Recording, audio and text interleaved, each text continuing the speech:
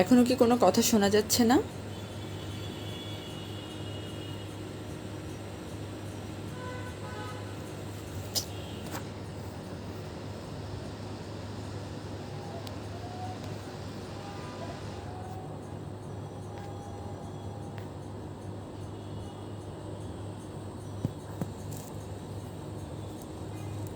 এখন ঠিক আছে?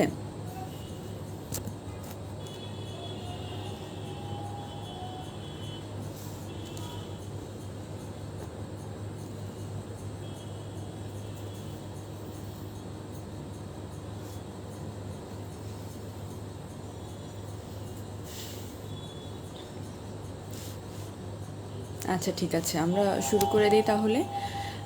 আজকে আমাদের রিভিউ হচ্ছে প্যাথোলজি রিভিউ। প্যাথোলজি হচ্ছে পেপার 3-তে মোটামুটি 40-50% কোশ্চেন কিন্তু প্যাথোলজি থেকে আসে। প্যাথোলজি আমাদের জেনারেল প্যাথোলজি থেকে আমাদের 4টা টপিক পড়তে হয়, আপনারা তো সবাই ভালো মতোই জানেন।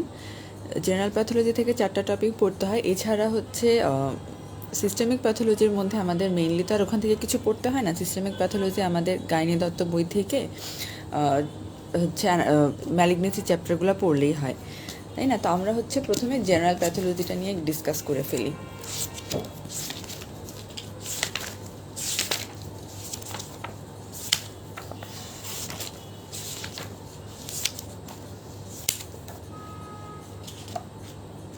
আমি হচ্ছে জাস্ট মোস্ট ইম্পর্টেন্ট যে জিনিসগুলো সেগুলো একটু আপনাদের সাথে মানে ডিসকাস করার চেষ্টা করব। ডিসকাস বলতে হচ্ছে বলার চেষ্টা করব যে কোনটা কোনটা পরীক্ষার আগে আমি জাস্ট মানে শেয়ার করার চেষ্টা করব যে কোনটা কোনটা পরীক্ষার আগে না পড়লেই না। আর আপনারা তো সবাই অনেক কিছুই পড়ছেন, অনেক বেশি করেই পড়ছেন। যারা যতখানি পড়ছেন সবে পরীক্ষার আগে পড়ে যাবেন, কিন্তু লাস্ট মোমেন্টে যতটুকু না দেখলেই না সেটা খালি আমি শেয়ার করব। আর এর মধ্যে যদি কোনো কিছু নিয়ে একটু ডিসকাশনের দরকার হয় বা আপনাদের কনফিউশন থাকে তাহলে আপনারা কমেন্ট করবেন, আমি সেটা নিয়ে ডিসকাস করার চেষ্টা করব। ঠিক আছে, প্রথমে আমরা চলে আসি হচ্ছে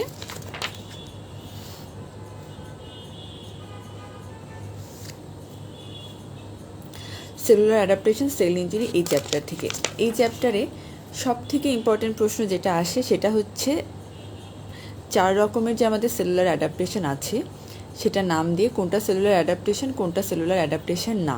এটা খুবই খুবই কমন প্রশ্ন। আপনাদের মনে হতে পারে যে এই প্রশ্ন কখনোই ভুল হবে না, কিন্তু পরীক্ষার সময় কনফিউশন হয়। তাহলে হচ্ছে একদম একদম মাথার মধ্যে এটা সেট করে ফেলেন যে 4টা জিনিস আমাদের কি কি, হাইপারট্রফি, হাইপারপ্লাসিয়া, অ্যাট্রফি আর মেটাপ্লাসিয়া। এই 4টা বাদ দিয়ে যাই দেখ না কেন কোনোটাই সেলুলার অ্যাডাপ্টেশন না। শুধুমাত্র এই 4টা সেলুলার অ্যাডাপ্টেশন। একদম একদম মাথার মধ্যে ঢুকায় ফেলেন যে হাইপারট্রফি, হাইপারপ্লাসিয়া, তারপরে হচ্ছে অ্যাট্রফি আর মেটাপ্লাসিয়া, এই 4টা হচ্ছে সেলুলার অ্যাডাপ্টেশন। এবং এইগুলার প্রত্যেকটার এক্সাম্পল। হাইপারট্রফির ভিতরে হচ্ছে ফিজিওলজিক্যাল কোনটা, প্যাথোলজিক্যাল কোনটা। হাইপারপ্লাসিয়ার ভিতরে ফিজিওলজিক্যাল, প্যাথোলজিক্যাল, অ্যাট্রফির ভিতরে ফিজিওলজিক্যাল, প্যাথোলজিক্যাল, এভাবে ভাগ করে এক্সাম্পল দেওয়া আছে। এক্সাম্পলগুলো ভালো মতো পড়তে হবে। এর খুব বেশি কিছু আসে না। নামগুলা, এক্সাম্পলগুলা। আবার হচ্ছে মেটাপ্লাসিয়ার ভিতরে হচ্ছে কোনটা কলামনার মেটাপ্লাসিয়া, কোনটা স্কোয়ামাস মেটাপ্লাসিয়া, একদম স্পেসিফিকভাবে নাম মানে এক্সাম্পলগুলো আলাদা আলাদা করে মুখস্থ করবেন, এবং এটা যাতে একেবারেই ভুল না হয়। ঠিক আছে, এরপরে যদি আমরা চলে আসি সেল ইনজুরিতে। সেল ইনজুরিতে হচ্ছে আমাদের রিভার্সেবল, ইরিভার্সেবল। রিভার্সেবলের ভিতরে আমরা কি কি পাই? রিভার্সেবলের ভিতরে হচ্ছে 2টা,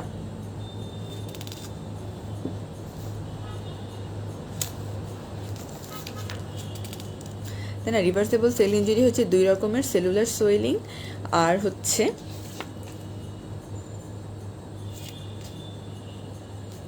রিভার্সেবলের ভিতরে আমরা 2 রকমের পাই, যে সেলুলার সোয়েলিং আর হচ্ছে fatty changes.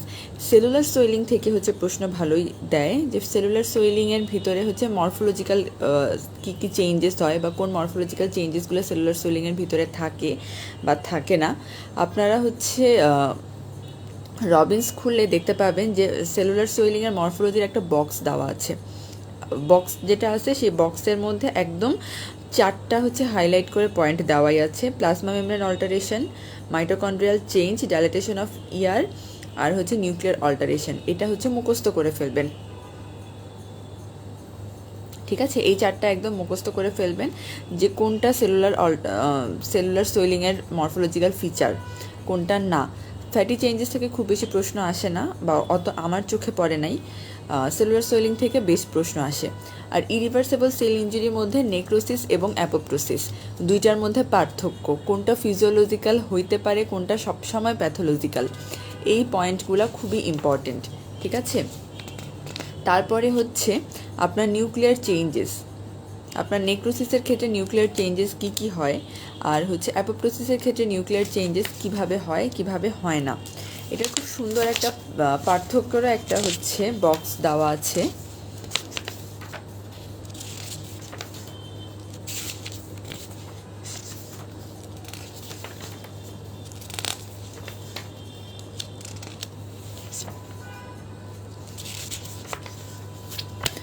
Cellular cell injury, irreversible cell ইঞ্জুরির ভিতরে আপনার যে 2টা পাইলেন, নেক্রোসিস এবং অ্যাপোপ্টোসিস, 2টার হচ্ছে একদম পার্থক্য সুন্দর করে পড়ে ফেলবেন, যে কোনটায় কী রকমের চেঞ্জেস হয়, কোনটায় কী রকম চেঞ্জেস হয় না, কোনটা প্যাথোলজিক্যাল, কোনটা ফিজিওলজিক্যাল। প্যাথোলজিক্যাল 2 রকমই হইতে পারে। তারপরে হচ্ছে কোথায় হচ্ছে সেলের সাইজটা বড় হয়, কোথায় সেল সোয়েল আপ হয়, আর কোথায় হচ্ছে সেলটা ছোট হয়ে যায়, শ্রিঙ্কেজ হয়। তারপরে হচ্ছে নিউক্লিয়ার চেঞ্জেস কি হয় কি হয় না, এগুলো খুবই ইম্পর্টেন্ট, এবং মানে ইনভেরিয়েবলি হচ্ছে এরকমের এইগুলো থেকে প্রশ্ন দিয়ে দেয়। যে ফিচার্স অফ নেক্রোসিস এবং অ্যাপোপ্টোসিস দিয়ে একটা পার্থক্য কিন্তু রবিন্সে খুব সুন্দর করে দেওয়া আছে। ওখানে একদম সেল সাইজ, যে নেক্রোসিসে সোয়েলিং হয়ে এনলার্জড হচ্ছে, অ্যাপোপ্টোসিসে শ্রিঙ্কেজ হচ্ছে, নিউক্লিয়াসের কি চেঞ্জ, তারপরে হচ্ছে প্লাজমা মেমব্রেন যে ডিসরাপ্টেড হয় সেটা হচ্ছে নেক্রোসিসে ডিসরাপ্টেড হয়, আর হচ্ছে অ্যাপোপ্টোসিসে ডিসরাপ্টেড হয় না, ইনটেক্ট থাকে। সেলুলার কন্টেন্টগুলো হচ্ছে কীরকমভাবে থাকে, যে কোথায় হচ্ছে রিলিজ হয়ে যায় আর কোথায় হচ্ছে এনজাইমেটিক ডাইজেশন হয়।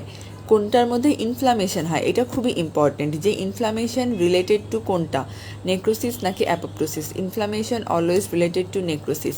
এই পয়েন্টগুলো খুবই ইম্পর্টেন্ট, এবং এই মানে একটা বক্স যেটা দেওয়া আছে রবিনসে এই পার্থক্যের, এটা একদম ঠাটা মুখস্থ, এবং পরীক্ষার আগে অবশ্যই রিভাইজ করে যাবেন, এটা যাতে মিস না হয়, ঠিক আছে।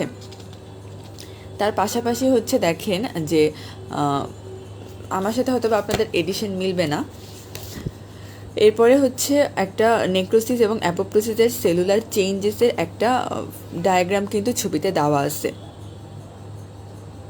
আটকে গেছে কি আপু? তাহমিনা আপু বলতেছে আটকে গেছে, বাকি আপুদেরও কি আটকে গেছে?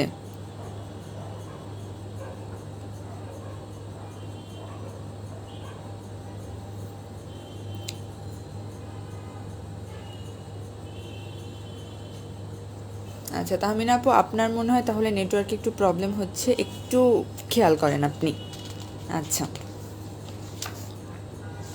এবং নেক্রোসিসের ভিতরে হচ্ছে আরেকটা খুবই ইম্পর্টেন্ট জিনিস, নেক্রোসিসের ভিতরে আরেকটা খুবই ইম্পর্টেন্ট জিনিস হচ্ছে, নেক্রোসিস আমরা কয়েকটা ক্লাসিফিকেশন পড়ি, যে coagulative necrosis, liquefactive necrosis, gaseous necrosis, gangrenous necrosis, caseous necrosis, fat necrosis, আর হচ্ছে ফিব্রিনয়েড নেক্রোসিস। প্রত্যেকটা নেক্রোসিসের এক্সাম্পল একদম খুব ভালো মতো পড়তে হবে, ঠিক আছে।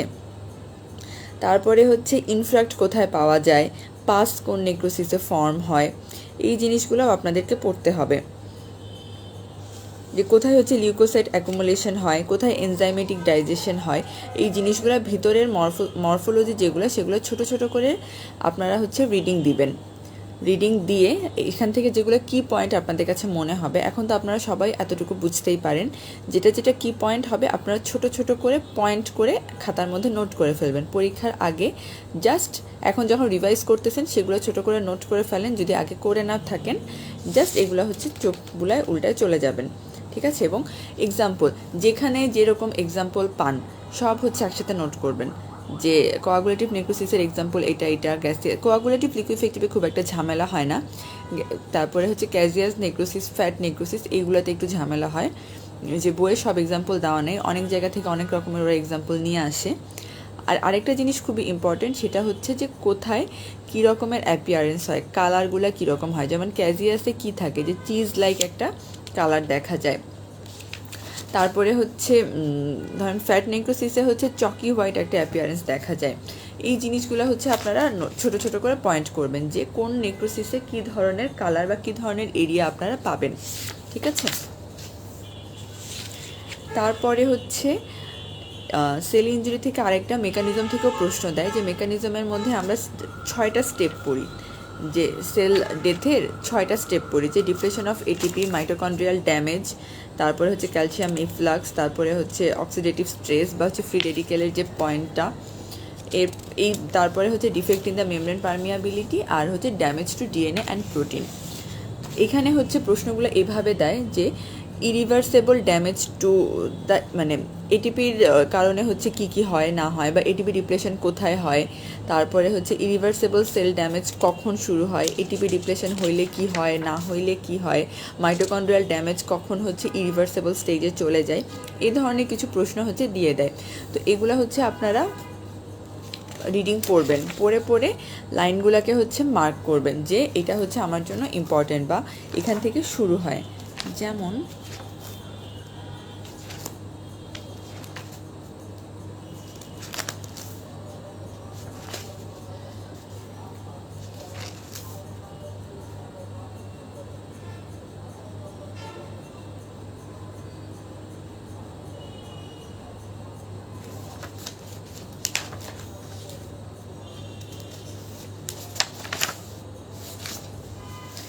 প্রত্যেকটা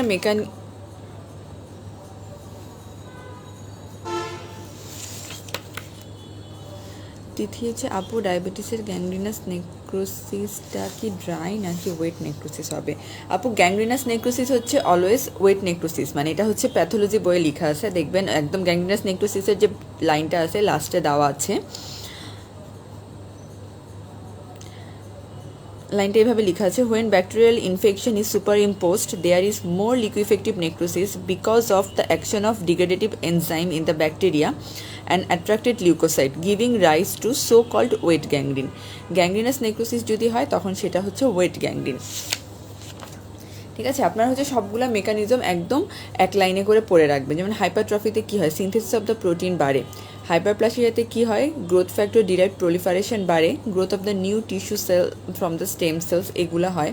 অ্যাট্রোফিতে কী হয়, সিনথেসিস অফ প্রোটিনটা ডিক্রিজ করে।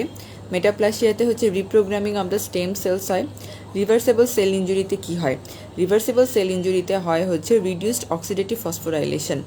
অক্সিডেটিভ ফসফোরাইলেশন নিয়ে কথাবার্তা কিন্তু ইরিভার্সেবল সেল ইঞ্জুরিতে অনেক কিছু আছে, কিন্তু রিভার্সেবল সেল ইঞ্জুরিতেও এটা হয়। তারপরে হচ্ছে depletion of the energy in the form of ATP. প্রশ্নটা এটিপি ডিপ্লেশন নিয়ে অনেকবার প্রশ্ন আসে যে এটিপি ডিপ্লেশন কিসের কার্ডিনাল ফিচার, এটিপি ডিপ্লেশনের সময় কি হয়। তো আমাদের হচ্ছে যেহেতু ইরিভার্সেবল সেল ইঞ্জুরি মেকানিজমের মধ্যে হচ্ছে প্রথম পয়েন্টে ডিপ্রেশন অফ এটিপি, তো আমরা র্যান্ডমলি হচ্ছে এটা দাগায় দিই যে এটা ইরিভার্সেবল সেল ডেথ হয়ে গেছে বা ইরিভার্সেবল সেল ড্যামেজ। কিন্তু রিভার্সেবল সেল ইঞ্জুরিতে কিন্তু এটিপি ডিপ্লেশন শুরু হয়। তো এটিপি ডিপ্লেশন কখন শুরু হচ্ছে বা কখন কি এরকম যদি কোনো প্রশ্ন থাকে তাহলে ওটা প্রথমে হচ্ছে রিভার্সেবল সেল ইঞ্জুরি, এরপর সেটা গিয়ে হচ্ছে ইরিভার্সেবলের দিকে যাবে। তো এটা হচ্ছে মাথায় রাখবেন।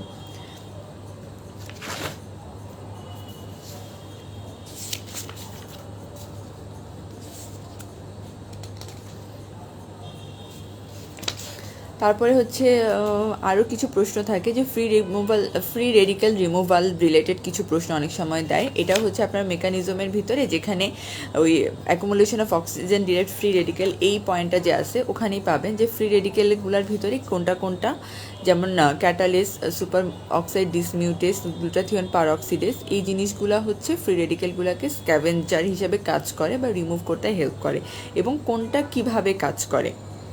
ঠিক আছে, কোনটা কিভাবে কাজ করে।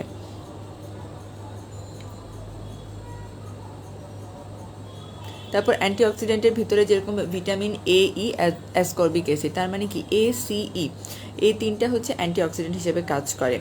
তারপরে হচ্ছে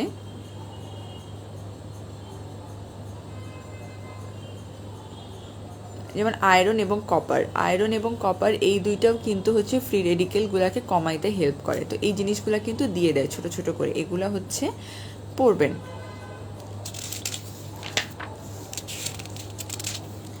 তাহলে আমাদের সেলুলার অ্যাডাপ্টেশন এবং ইনজুরি থেকে মোটামুটি গেল। অ্যাডাপ্টেশনে আমরা সবগুলা মেকানিজম হচ্ছে এক লাইনে একটু করে দেখবেন, একবার করে হচ্ছে শুধু মেকানিজমগুলো দেখবেন। আর মোস্ট ইম্পর্টেন্ট হচ্ছে অ্যাডাপ্টেশনের ক্ষেত্রে এক্সাম্পলগুলো, সবগুলোর এক্সাম্পল খুব সুন্দর করে একদম নোট করে ছোট ছোট করে পড়ে ফেলবেন। এরপরে হচ্ছে ইনজুরির ক্ষেত্রে যখন আসবো, ইনজুরির ক্ষেত্রে রিভার্সেবলের এক্সাম্পল কী কী, ইরিভার্সেবলের এক্সাম্পল কী কী। ইরিভার্সেবলের ভিতরে অ্যাপোপ্টোসিস আর নেক্রোসিসের পার্থক্যটা খুবই ইম্পর্টেন্ট, এটা একদম মিস করা যাবে না। আর নেক্রোসিসের ক্ষেত্রে বিভিন্ন টাইপ অফ নেক্রোসিসের এক্সাম্পল, এইটা ভেরি ইম্পর্টেন্ট।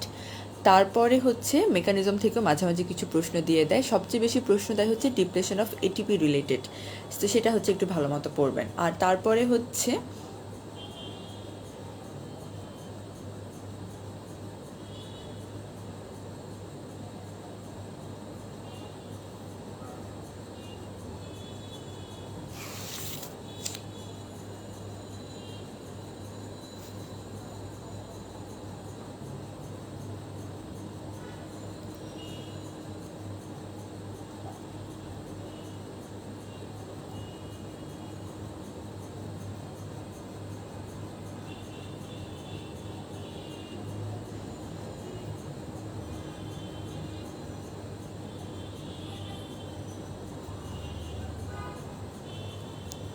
হ্যাঁ আপু, সেতু আপু আমি এটাই বলছি যে আয়রন কপারগুলো হচ্ছে যখন ট্রান্সফেরিন বা হচ্ছে ফেরিটিন, ল্যাক্টোফেরিন, সেলুলোপ্লাজমিন এইরকম হচ্ছে ইয়েতে থাকে, তখন হচ্ছে ফ্রি রেডিক্যাল ফর্মেশন হইতে হচ্ছে এটাকে প্রিভেন্ট করে যখন বাইন্ডিং ফর্মে থাকে।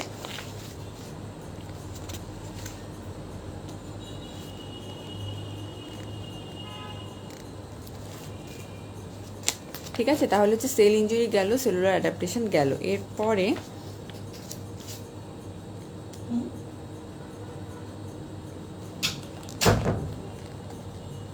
অ্যাপোপ্টোসিস যে প্রোগ্রামড সেল ডেথ, এটা হচ্ছে মনে রাখা খুবই ইম্পর্টেন্ট যে which one is programmed sell death, এটা হচ্ছে অনেক সময় দিয়ে দেয় গেল। এরপরে হচ্ছে অ্যাপোপ্টোসিসের মরফোলজির ভিতরে সেলুলার যে শ্রিঙ্কেজ হয়, এটা খুব ইম্পর্টেন্ট। তারপরে হচ্ছে অ্যাপোপ্টোসিসের মোস্ট ক্যারেক্টারিস্টিক ফিচার কোনটা, সেটা হচ্ছে ক্রোমাটিন কন্ডেনসেশন। ক্রোমাটিন কন্ডেনসেশন এটা হচ্ছে most characteristic feature of characteristic feature of apoptosis, ঠিক আছে। তারপরে কোথায় হচ্ছে সাইটোপ্লাজমিক ব্লেবস তৈরি হয়, কোথায় হয় না।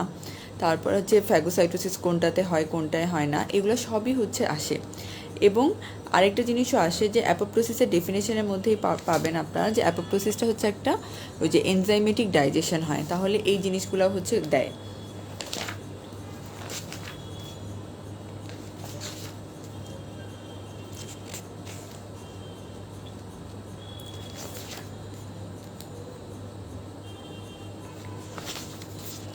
এরপরে যদি চলে আসেন তাহলে হচ্ছে ইন্ট্রাসেলুলার অ্যাকুমুলেশন।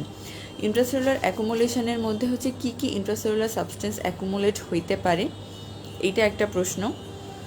আর সবথেকে বেশি যেটা দেয় যে বডিতে কোলেস্টেরলগুলো হচ্ছে কি কি ফর্মে অ্যাকুমুলেট হয়। বডিতে হচ্ছে কোলেস্টেরলগুলো মানে কি কি ফর্মে না সরি মানে কোন কোন প্যাথোলজিক্যাল প্রসেসে কোলেস্টেরলটা হচ্ছে অ্যাকুমুলেট হয়, যেমন অ্যাথেরোস্ক্লেরোসিস, তারপর হচ্ছে জ্যান্থোমা, কোলেস্টেরোসিস, তারপর হচ্ছে নেইমেন পেক ডিজিজ, এই জিনিসগুলোতে হচ্ছে কোলেস্টেরল বডিতে অ্যাকুমুলেট হয়। তো এই প্রশ্নগুলো দেয় যে কখন হচ্ছে ইন্ট্রাসেলুলার অ্যাকুমুলেশন হয় কোলেস্টেরল বা কোন কোন কন্ডিশনগুলোতে, এইটা একটু পড়বেন। এরপর এদিক থেকে পিগমেন্ট খুব একটা বেশি দরকার নেই। প্যাথোলজিক্যাল ক্যালসিফিকেশন খুবই ইম্পর্টেন্ট। ডিস্ট্রফিক ক্যালসিফিকেশন আর মেটাস্ট্যাটিক ক্যালসিফিকেশন এক্সাম্পল বেশি দেয়, শুধু এক্সাম্পল যে কোনটাতে হচ্ছে মেটাস্ট্যাটিক ক্যালসিফিকেশনের এক্সাম্পল কোনটা, ডিস্ট্রফিক ক্যালসিফিকেশনের এক্সাম্পল কোনটা, তারপরে হচ্ছে কোনটা আদারওয়াইজ নর্মাল টিস্যুতে হয়, কোনটা হচ্ছে মানে কি বলে এটাকে যে প্যাথোলজিক কোনো টিস্যু বা ড্যামেজড কোনো টিস্যুতে হয়। যেমন আদারওয়াইজ নর্মাল টিস্যুতে যখন হয় তখন সেটা হচ্ছে মেটাস্ট্যাটিক ক্যালসিফিকেশন, আর হচ্ছে ডাইং টিস্যুতে যেটা হয় সেটা হচ্ছে ডিস্ট্রফিক ক্যালসিফিকেশন।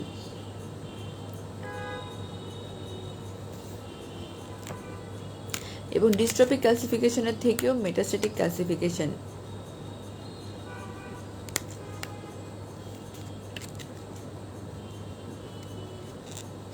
মেটাস্ট্যাটিক ক্যালসিফিকেশনটা হচ্ছে খুবই ইম্পর্টেন্ট। মেটাস্ট্যাটিক ক্যালসিফিকেশনের সবগুলো একদম এক্সাম্পল ভালো মতো পড়বেন।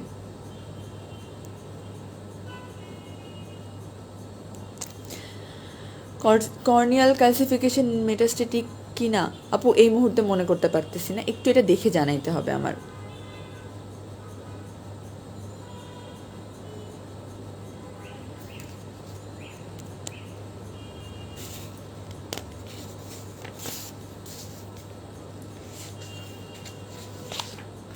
তাহলে এই মোটামুটি হচ্ছে সেল ইঞ্জুরি সেলুলার অ্যাডাপ্টেশন থেকে, ঠিক আছে। সেল ইঞ্জুরি সেলুলার অ্যাডাপ্টেশন থেকে এর বেশি খুব একটা বেশি মানে এর বেশি অনেক কিছুই লাগবে, কিন্তু পরীক্ষার আগে আপনারা অ্যাটলিস্ট এতটুকু অবশ্যই দেখে যাওয়ার চেষ্টা করবেন।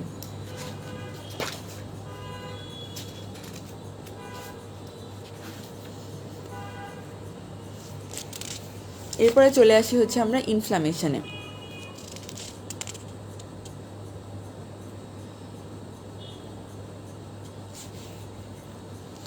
ইনফ্লামেশনের মধ্যে প্রথমে যদি আমরা হিসাব করি তাহলে হচ্ছে অ্যাকিউট এবং ক্রনিক ইনফ্লামেশনের ফিচারগুলো, এটা হচ্ছে খুবই ইম্পর্টেন্ট যে অ্যাকিউট ইনফ্লামেশনের জন্য মেডিয়েটর কী কী, ক্রনিক ইনফ্লামেশনের মেডিয়েটর কী কী, তারপর হচ্ছে কোথায় লোকাল সাইন সিস্টেমিক সাইন কীরকম পাওয়া যায় কি পাওয়া যায় না সেটা। ইনফ্লামেশনের কজ হচ্ছে আপনারা একবার করে রিডিং পড়বেন, একবার করে রিডিং পড়লেই হচ্ছে এগুলো আপনারা সবাই পারবেন।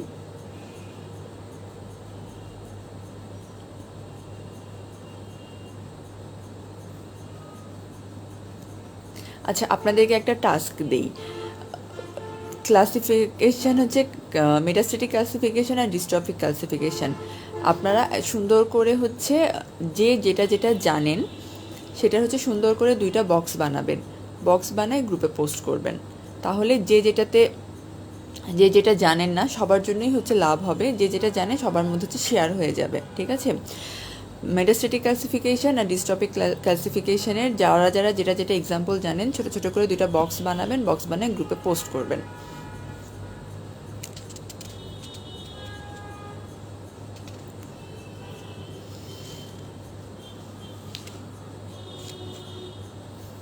এরপর হচ্ছে অ্যাকিউট ইনফ্লামেশনে আসি। অ্যাকিউট ইনফ্লামেশনের মেজর কম্পোনেন্ট হচ্ছে তিনটা। এগুলো থেকে প্রশ্ন দেয় যে অ্যাকিউট ইনফ্লামেশনের মধ্যে কি কি ইভেন্ট ঘটে। যেমন প্রথম ইভেন্ট কী ছিল, যে dilatation of small blood vessel leading to increase in the blood flow. তারপরে হচ্ছে পারমিয়াবিলিটি অফ দ্য মাইক্রোভাস্কুলার হচ্ছে বাড়ে। তারপরে কি থাকে, যে emigration of the leucocyte from microcirculation, এটা হয়।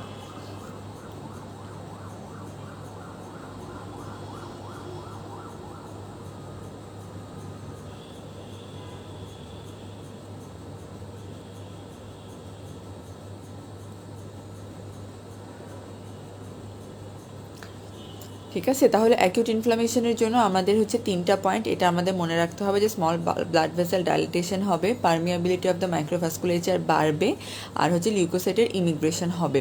তাহলে এই তিনটা হচ্ছে অ্যাকিউট ইনফ্লামেশনের আমাদের হচ্ছে প্রথম মানে মেজর কম্পোনেন্ট। তাহলে অ্যাকিউট ইনফ্লামেশনের ক্ষেত্রে কী কী ইভেন্ট ঘটে এবং এগুলো হচ্ছে সিরিয়ালি লাগে, যে কোনটা ফার্স্ট ইভেন্ট, এরপরে কি হয় না হয় এইরকমভাবে। ঠিক আছে, তারপর মেইনলি হচ্ছে কি কাজ করে, যেমন হচ্ছে মেইনলি কি থাকে, নিউট্রোফিল হচ্ছে মেডিয়েটর হিসেবে কাজ করে, এই জিনিসগুলা।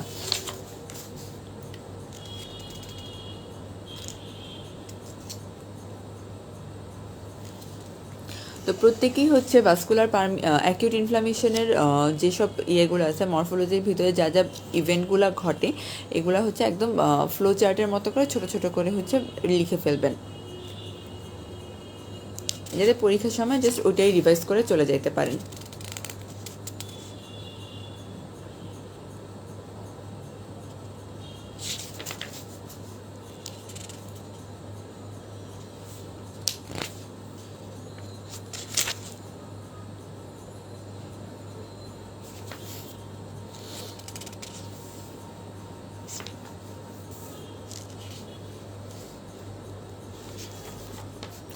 এরপরে অ্যাকিউট হচ্ছে ইনফ্লামেশন থেকে আরও কিছু থাকে, যে মেডিয়েটরস অফ দ্য ইনফ্লামেশন, যে কোনটা কোথা থেকে, যেমন হিস্টামিন কোন সোর্স থেকে সিক্রেশন হয়, হিস্টামিনের কাজ কী, প্রোস্টাগ্ল্যান্ডিন কই থেকে সিক্রেশন হয় তার কাজ কী, লিউকোট্রিন কই থেকে সিক্রেশন হয়, সাইটোকাইন কই থেকে সিক্রেশন হয় তার কাজ কী। এই প্রশ্নগুলো বিভিন্নভাবে দেয়, যে সোর্স মাস্ট সেলের সোর্স এইটা, বা এইটা মাস্ট সেল থেকে সিক্রেশন হয়, এভাবেও দেয়। অ্যাকশনগুলো দিয়েও দেয়, যে ভেসোডাইলেটর অ্যাকশন কার কার আছে, কার কার নাই। সো প্রিন্সিপাল মেডিয়েটরস অফ ইনফ্লামেশন, এটা হচ্ছে খুবই ইম্পর্টেন্ট, এই ছকটা আপনারা একদম সবাই ভালো মতো পড়ে ফেলবেন।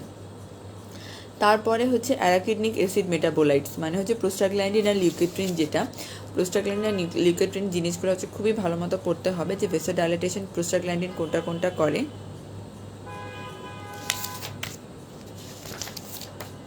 আচ্ছা, সিরিয়ালি যদি বলি তাহলে হচ্ছে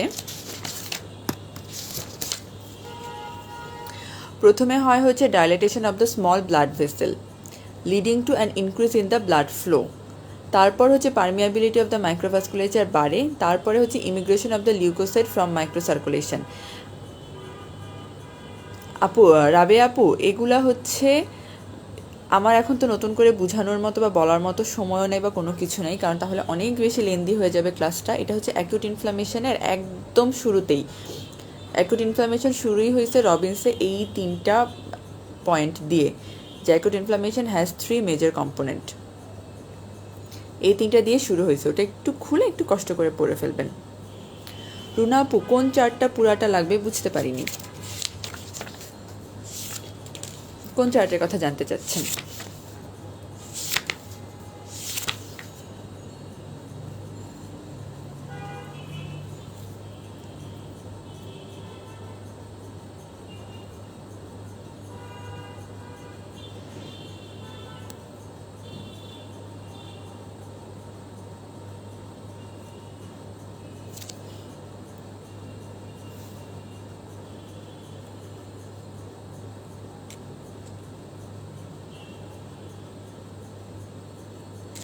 শিমু আপু আমাকে একটা খুব ভালো কথা মনে করাই দিছেন, আপনারা প্রত্যেকটা জিনিসের হচ্ছে হলমার্ক কোনটা বা গোল্ড স্ট্যান্ডার্ড কোনটা, এই জিনিসগুলো হচ্ছে আপনাদের জন্য ইম্পর্টেন্ট। এগুলো একদম ভালো মতো খুঁজে খুঁজে বের করবেন, যে কোনোটার হলমার্ক হিসেবে দেওয়া আছে কি না, কোনটার হচ্ছে ভেসোডাইলেটেশন মানে কোনটার আর্লিয়েস্ট ম্যানিফেস্টেশন কোনটা, এটা পড়বেন। আশা আপু, আগে তো ডিটেলস সবই পড়ছেন, এখন কিন্তু আমি ডিটেলস সব কিছু বলতেছি না, আমি কিন্তু স্পেসিফিক করে বলে দিছি যে এটার হচ্ছে ইভেন্টগুলা নামগুলো আপনার জানতে হবে, সিরিয়ালি জানতে হবে যে কোনটা প্রথমে হয় কোনটা পরে হয়। এরপরে তো আপনি যখন প্রথমবার পড়ছেন তখন তো ভিতরে সব কিছু অনেক বেশি কিছু করে পড়ছেন, মাথা ঘোরানো কিছু নাই, মাথা ঠান্ডা করেন, আস্তে ধীরে হচ্ছে বসেন। যদি মাথা খুব বেশি ঘুরাইতে থাকে তাহলে নিজের জন্য একটু ব্রেক নেন, দরকার হলে টিভি দেখেন, গান শোনেন, রেস্ট করেন, এরপরে হচ্ছে আস্তে ধীরে আবার পড়তে বসেন, ঠিক আছে? এখন আমি যেগুলো বলতেছি এগুলো হচ্ছে একেবারে মোস্ট ইম্পর্টেন্টগুলো। প্রথম প্রথম তো প্রচুর কিছু পড়ছেন, আমি তো পেজের পর পেজ উল্টে অনেকক্ষণ পর পর এটা পড়তে হবে ওটা পড়তে হবে এভাবে করে বলতেছি। তাহলে হচ্ছে ইনফ্লামেশনের মেডিয়েটরগুলোর সোর্স এবং অ্যাকশন ইম্পর্টেন্ট। অ্যারাকিডনিক অ্যাসিড মেটাবোলাইটসটা হচ্ছে ইম্পর্টেন্ট, যে কোন প্রোস্টাগ্ল্যান্ডিনটা কী কাজ করে, মানে সরি কোন ইকোসাইনোয়েডসটা কী কাজ করে, যে ভেসোডাইলেটেশন কোনটা কোনটা করে, ভেসো কনস্ট্রিকশন কোনটা কোনটা করে, ইনক্রিজ ভাস্কুলার পারমিয়াবিলিটি লিউকোট্রিন কোনটা কোনটা করে, এগুলোও ইম্পর্টেন্ট। আরেকটা জিনিস ইম্পর্টেন্ট, সেটা হচ্ছে এই অ্যারাকিডনিক অ্যাসিড মানে পাথওয়ে, যেটা পাথওয়েটা ব্লক করে কোথায় কোন কী দিয়ে কোথায় কী ব্লক হয়, ঠিক আছে? এইটা হচ্ছে আপনাদের জন্য সোজা হবে। ওই ইনফ্লামেশন এবং রিপেয়ার চ্যাপ্টারে দেখবেন হচ্ছে একটা চার্ট দেওয়া আছে, এই যে দেখেন, এই যে চার্টটা, এইটা হচ্ছে আপনারা পড়বেন, এইটা পড়লেই হচ্ছে এনাফ। এই চার্টে দেখবেন যে কোনায় কোনায় এখানেই লেখা আছে, যেমন এখানে দেখেন, এখানে আপনাদের তো উল্টা হচ্ছে বুঝতে পারতেছেন না, জাস্ট লোকেশনটা দেখে না, নিজের বইয়ে পরেই খুঁজে পাবেন। এই যে দেখেন এখানে হচ্ছে লেখা আছে যে ফসফোলাইপেজ পাথওয়ে যেটা স্টেরয়েডটা হচ্ছে এটা ইনহিবিট করতেছে, ঠিক আছে? তারপর যেমন এখানে হচ্ছে আরেকটা দেওয়া আছে যে এটা হচ্ছে এখানকার পাথওয়েটা এটা ইনহিবিট করতেছে। তো এই যে চার্টটা আছে, ফ্লো চার্টটা, এই ফ্লো চার্টটা পড়ে ফেললেই হবে।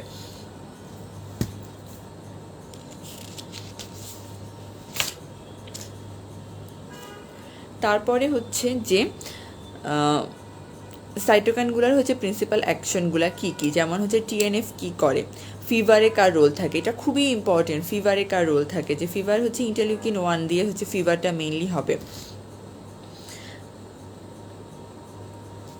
তারপর হচ্ছে টিএনএফ এর কাজ কি, ইন্টারলিউকিন 1-এর কাজ কি, ইন্টারলিউকিন 6-এর কাজ কি, এগুলো খুবই ইম্পর্টেন্ট। তারপর হচ্ছে গামা ইন্টারফেরনের কাজ কি, গামা ইন্টারফেরনের কাজটা কি, সেটা হচ্ছে ম্যাক্রোফেজটাকে অ্যাক্টিভেট করে, এই জন্য হচ্ছে গামা ইন্টারফেরনের কাজটা এটা হচ্ছে সবসময় খুবই ইম্পর্টেন্ট। এটা হচ্ছে ইনভেরিয়েবলি দিয়ে দেয় যে ম্যাক্রোফেজ অ্যাক্টিভেটেড বাই কোনটা, গামা ইন্টারফেরনের কাজ কি, এরকম কথাবার্তা, ঠিক আছে?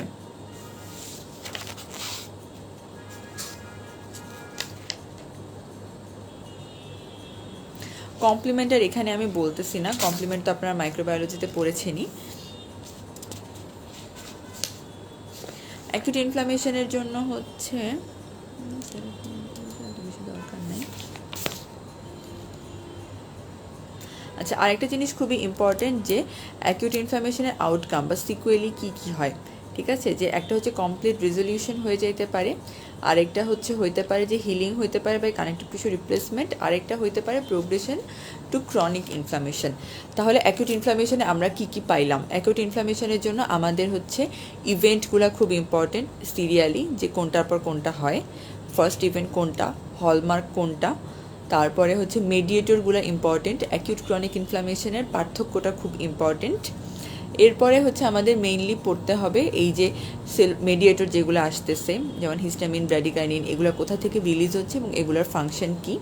অ্যারাকিডনিক অ্যাসিড মেটাবলিজমের পাথওয়েটা ইম্পর্টেন্ট, এবং এইটার যে প্রোডাক্টগুলা কোনটা কি কাজ করে, প্রোস্টাগ্ল্যান্ডিন কোনটা কি কাজ করে, লিউকেট্রিন কোনটা কি কাজ করে, এইটা ইম্পর্টেন্ট। তারপরে হচ্ছে সাইটোকাইন্স যেগুলা,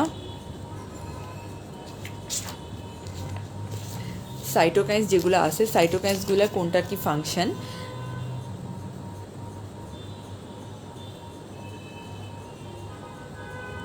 এগুলো হচ্ছে ইম্পর্টেন্ট, এগুলো একটু দেখবেন।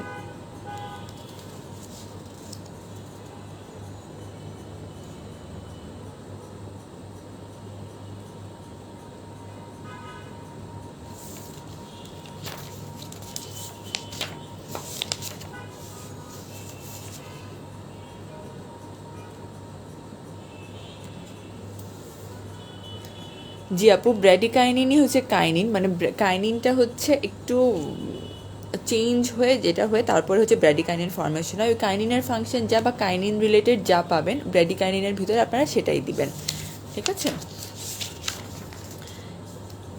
এরপর হচ্ছে ক্রনিক ইনফ্লামেশন। ক্রনিক ইনফ্লামেশনের ক্ষেত্রে হচ্ছে ক্রনিক ইনফ্লামেশনের এক্সাম্পলটা ইম্পর্টেন্ট, ঠিক আছে? যে ক্রনিক ইনফ্লামেশনের এক্সাম্পলের ভিতরে হচ্ছে যে আমরা কিছু ইয়েতে পাই যে কোন কোন অর্গানিজম দিয়ে ক্রনিক ইনফ্লামেশন হয়। এটা কিন্তু ইম্পর্টেন্ট যে কোন অর্গানিজমের ইনফেকশনটা হচ্ছে ক্রনিক।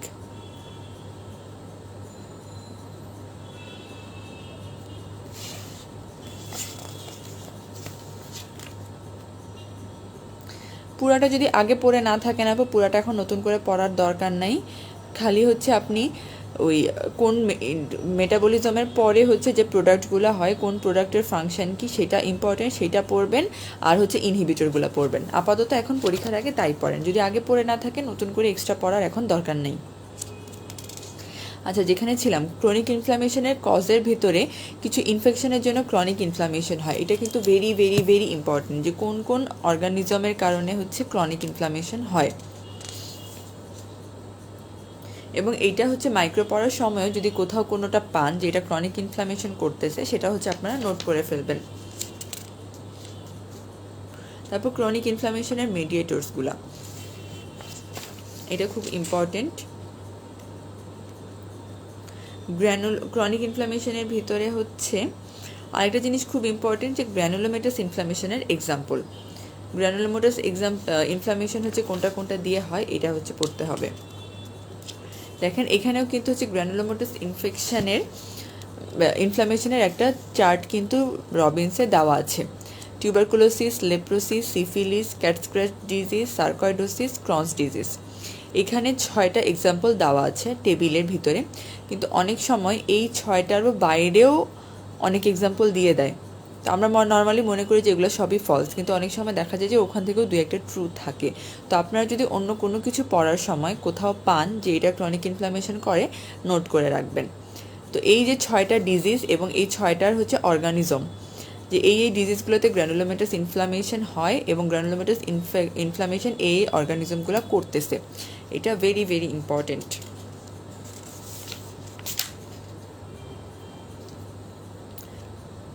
এরপর হচ্ছে টিস্যু রিপেয়ার, যেটা টিস্যু রিপেয়ারের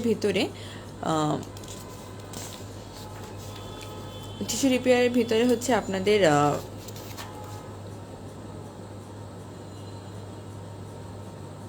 একটা হচ্ছে প্রাইমারি হিলিং আর secondary healing. Primary healing secondary হিলিংয়ের মধ্যে হচ্ছে যে কোনটাতে এখানেও হচ্ছে এখানেও হচ্ছে পার্থক্য থেকেই মেইনলি দিয়ে দেয় যে হিলিং বাই ফার্স্ট ইন্টেনশন বা সেকেন্ড ইন্টেনশনের আপনারা হচ্ছে একটা বক্স বানায় ফেলবেন পার্থক্যের, সেখান থেকে পড়বেন যে কোনটাতে স্কার ভালো থাকে, কোনটাতে স্কার খারাপ থাকে, কোনটায় ফাইব্রোসিস বেশি হয়, কোনটায় বেশি টাইম লাগে, কোনটায় কম টাইম লাগে। এই টাইপের জিনিসগুলো হচ্ছে দেয় যে ফার্স্ট ইন্টেনশনের হিলিংয়ে কী কী হয়, সেকেন্ড ইন্টেনশনের হিলিংয়ে কী কী হয়, যে কোথায় কোথায় হচ্ছে খারাপ। মানে এটা তো আপনারা এক্সাম্পলেই পড়লেই বুঝতে পারবেন যে ফার্স্ট ইন্টেনশনে কী থাকে, যে তুলনামূলক জিনিসটা হচ্ছে ভালো থাকে, ওন্ডের ডেপথ কম থাকে। আর সেকেন্ডারি হিলিং কী হবে, ওনটা খারাপ থাকবে, ডিপ থাকবে। এই টাইপ অফ জিনিসগুলো হচ্ছে আপনারা একটু পড়ে নেবেন। আর যদি আপনার আগে হচ্ছে হিলিং বাই ফার্স্ট ইন্টেনশনের ভালো মতো ভিতরে পড়ে থাকেন যে মেকানিজমটা, তাহলে একটু দেখে নেবেন যে কত উইক্সে গিয়ে হচ্ছে নিওভাস্কুলারাইজেশন হচ্ছে, কত উইক্সে গিয়ে হচ্ছে। হ্যাঁ আপু, এটাই বলতেছে যে স্টেপগুলো হচ্ছে প্রাইমারি হিলিংয়ের স্টেপগুলো একটু লাগে। স্টেপগুলো কিভাবে লাগবে, যে আপনার নিউট্রোফিলগুলো কখন অ্যাপিয়ার করে 24 আওয়ার্সের ভিতরে, কখন হচ্ছে নিউট্রোফিলগুলো ম্যাক্রোফেজ দিয়ে রিপ্লেসড হয়, কখন কোলাজেন ফাইবার আসে, কখন নিওভাস্কুলারাইজেশন স্টার্ট হয়, কখন ফাইব্রোব্লাস্ট প্রলিফারেশন হয়, কতদিনে স্কার ফর্মেশন হয়। এইভাবে করে হচ্ছে প্রশ্ন দিয়ে দেয়। তো যারা হচ্ছে আগে পড়ছেন ভালো মতো, তারা হচ্ছে এখন তারা তো দেখবেনই, যারা আগে যা পড়ছেন সেগুলো কোনো কিছু মিস দেওয়ার দরকার নাই, পড়তে পারবেন এখনও প্রায় 15 দিনের মতো তো সময় আছে। আর যারা আগে এত বিস্তারিত পড়েন নাই, তারা হচ্ছে এখন জাস্ট বাইরে বাইরে নোট করে ফেলেন যে কি পয়েন্টগুলো নোট করে ফেলবেন, ঠিক আছে? সেকেন্ড ইন্টেনশনের হচ্ছে এরকম স্টেপ কিছু লাগে না। একটা জিনিস খুব লাগে, সেটা হচ্ছে যে টিস্যু রিপেয়ারের অ্যাবনর্মালিটিস কী থাকে। ইনঅ্যাডিকুয়েট ফর্মেশন যদি হয় গ্র্যানুলেশন টিস্যু, তাহলে 2 রকমের পাই, একটা হচ্ছে ওনডেহিসেন্স আর একটা হচ্ছে আলসারেশন। আর যদি এক্সেসিভ ফর্মেশন হয় তখন আমরা কি পাই, হাইপারট্রফিক স্কার আর হচ্ছে কিলয়েড। তো এইভাবেও দেয় যে এক্সেসিভ ফর্মেশনের এক্সাম্পল কী কী, ডিফিশিয়েন্ট যদি হয় ইনঅ্যাডিকুয়েট ফর্মেশনের এক্সাম্পল কী কী। ঠিক আছে। আবার আরেক টাইপ অফ আছে এক্সুবারেন্ট গ্র্যানুলেশন, এটা কিন্তু কোনোটার ভিতরেই পড়ে না। ঠিক আছে, তাহলে আবার এই সবগুলাই হচ্ছে অ্যাবনর্মালিটি। তো 5 রকমের অ্যাবনর্মালিটি আছে, এটা হচ্ছে পড়বেন যে 5 রকমের অ্যাবনর্মালিটি কোনটা হচ্ছে ইনঅ্যাডিকুয়েট ফর্মেশনের জন্য হচ্ছে, কোনটা এক্সেসিভ ফর্মেশনের জন্য হচ্ছে, এই এক্সাম্পলগুলো এভাবে একটু পড়বেন। আচ্ছা, আরেকটা জিনিস মিস করে গেছি, টিস্যু রিপেয়ারের ফ্যাক্টরগুলো হচ্ছে ইম্পর্টেন্ট, যে কোন কোন ফ্যাক্টরগুলো না থাকলে টিস্যু রিপেয়ারটা ভালো মতো হয় না। এটা আপনারা সবাই জানেন, এটা তো একদম আমরা ছোটোবেলা থেকে মুখে মুখে বলতেছি যে রোগী ডায়াবেটিস কন্ট্রোল করতে হবে, খাওয়া দাওয়া ভালো করতে হবে, পরিষ্কার পরিচ্ছন্ন থাকতে হবে, এই জিনিসগুলোই খালি বই থেকে একবার দেখে ফেলবেন যে ডায়াবেটিসটা একটা ইনহিবিটিং ফ্যাক্টর হিসেবে কাজ করে। নিউট্রিশনাল স্ট্যাটাসটা যদি প্রোটিন ডিফিসিয়েন্সি থাকে, ভিটামিন সিটা ইম্পর্টেন্ট, এটা ডিফিসিয়েন্সি থাকে তখন হচ্ছে হিলিং ভালো হয় না। স্টেরয়েডের ক্ষেত্রে কি থাকে, স্টেরয়েডটা কি, এটা হচ্ছে ইমিউনোসাপ্রেসেন্ট, তাহলে এটা হচ্ছে একটু কমায় দেয়। তারপর হচ্ছে যেসব এরিয়াতে পারফিউশন কম হয়, মানে হাইলি ভাস্কুলার এরিয়া না, সেসব জায়গাতেও হচ্ছে কিন্তু টাইম লাগে। তো এই জিনিসগুলো হচ্ছে একটু পড়বেন।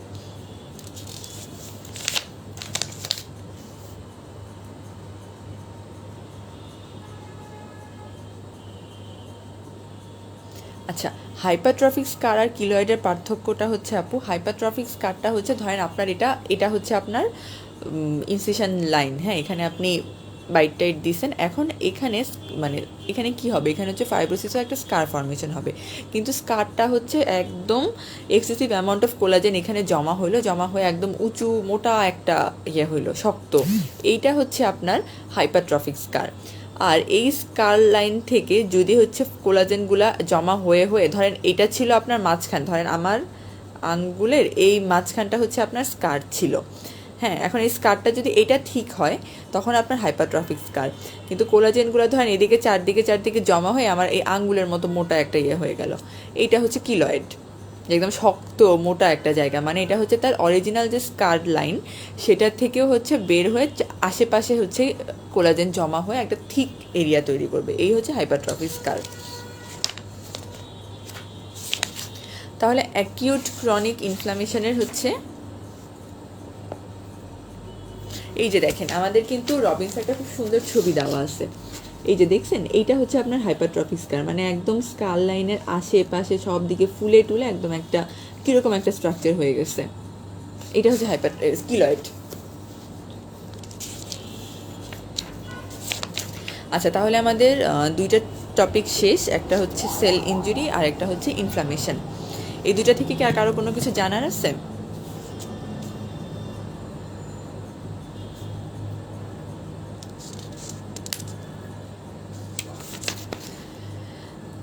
আচ্ছা, এরপর আমরা চলে আসি হচ্ছে হেমোডাইনামিক্স এবং অ্যান্ড শক, এই চ্যাপ্টারটা খুবই ইম্পর্টেন্ট, এখান থেকে প্রচুর প্রশ্ন দেয়।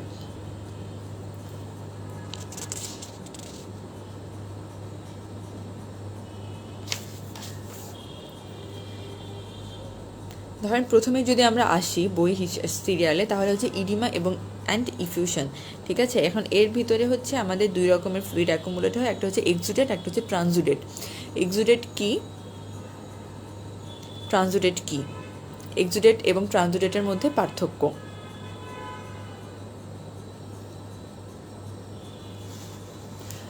খুব সরি সামিয়া আপু, আমি একদম এটা হচ্ছে মিস করে গেছি, গ্র্যানুলেশন টিস্যুটা পড়তে হবে, গ্র্যানুলেশন টিস্যু খুবই ইম্পর্টেন্ট, আমি একদম পেজ উল্টাইতে গিয়ে গ্র্যানুলেশন টিস্যুটা আমার মাথা থেকেই বের হয়ে গেছে, গ্র্যানুলেশন টিস্যু পড়তে হবে। না, অ্যাঞ্জিওজেনেসিসের ডিটেলস এত লাগবে না, অ্যাঞ্জিওজেনেসিসের ডিটেলস লাগবে না, আপনি হচ্ছে অ্যাঞ্জিওজেনেসিস থেকে খুব বেশি কিছু আসেও না, অত কিছু দরকারও নেই, তবে গ্র্যানুলেশন টিস্যুটা লাগবে। গ্র্যানুলেশন টিস্যুর জন্য হচ্ছে আপনার একদম গ্র্যানুলেশন টিস্যুর মানে ক্যারেক্টারিস্টিক্স কী, যেটা হচ্ছে পিঙ্ক থাকবে, সফট থাকবে, ব্লিডস অন টাচ, তারপরে হচ্ছে নার্ভাস থাকে কি থাকে না, এই ধরনের কথাবার্তাগুলো একদম খুব ভালো মতো লাগবে।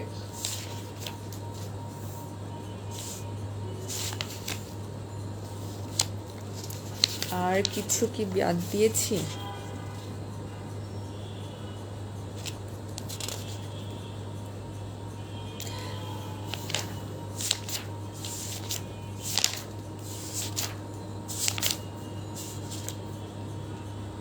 আচ্ছা, এরপর হচ্ছে হেমোডাইনামিক্স এবং শকের মধ্যে যদি আসি তাহলে হচ্ছে প্রথমে এক্সুডেট আর ট্রানজুডেট এই দুইটার মধ্যে একটু পার্থক্য বা হচ্ছে কোনটা প্রোটিন রিচ থাকে, কোনটা হচ্ছে প্রোটিন কম থাকে, প্রোটিন পুয়ার ফ্লুইড থাকে, এই জিনিসগুলো একটু লাগবে। বা যে হচ্ছে এক্সুডেট কোন কোন ক্ষেত্রে পাওয়া যায়, ট্রানজুডেট কোন কোন ক্ষেত্রে পাওয়া যায়, মানে ট্রানজুডেটিভ ফ্লুইড আর এক্সুডেটিভ ফ্লুইড কোন কোন কন্ডিশনে পাওয়া যায়, এগুলো হচ্ছে মাঝখান দিয়ে একটা দুটো করে স্টেমে ঢুকায় দেয়। ঠিক আছে, তো এগুলো একটু দেখে নেবেন।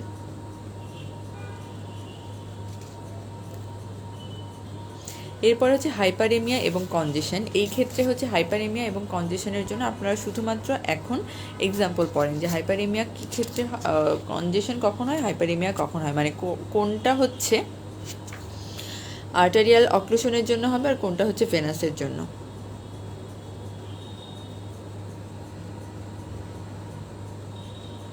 যেমন hyperemia is an active process in which arteriolar dilatation হয়, আর কনজেশনটা হচ্ছে উল্টা। Congestion is a passive process resulting from reduced outflow of the blood from the tissue. ঠিক আছে, তাহলে একটা হচ্ছে অ্যাক্টিভ প্রসেস আর্টারিয়াল ডাইলেটেশনের জন্য হচ্ছে, একটা প্যাসিভ প্রসেস যেটা হচ্ছে রিডিউসড আউটফ্লো অফ দ্য ব্লাডের জন্য হচ্ছে। কোথায় কী হয় এক্সাম্পলটা যদি পড়েন তাহলেই হবে। এরপরে হচ্ছে চলে আসেন হেমোস্টেসিস। হেমোস্টেসিসটা খুবই আমাদের লাগে। হেমোস্টেসিসের ক্ষেত্রে হচ্ছে একদম হেমোস্টেসিসের জন্য হেমোস্টেসিসে আমাদের 4টা স্টেপ, এই 4টা স্টেপই লাগে। যে হইলো আর্টারিয়াল ভেসোকনস্ট্রিকশন হবে, তারপর প্রাইমারি হেমোস্টেসিস কীভাবে হয়, যে প্লেটলেট প্লাগ ফর্মেশন হয়। সেকেন্ডারি হেমোস্টেসিসে কী হয়, ডিপোজিশন অফ ফিব্রিন তৈরি হয়। এরপর হচ্ছে ক্লট স্ট্যাবিলাইজেশন অ্যান্ড রিজর্পশন। এই যে 4টা স্টেপ, এই 4টা স্টেপ খুবই ইম্পর্টেন্ট।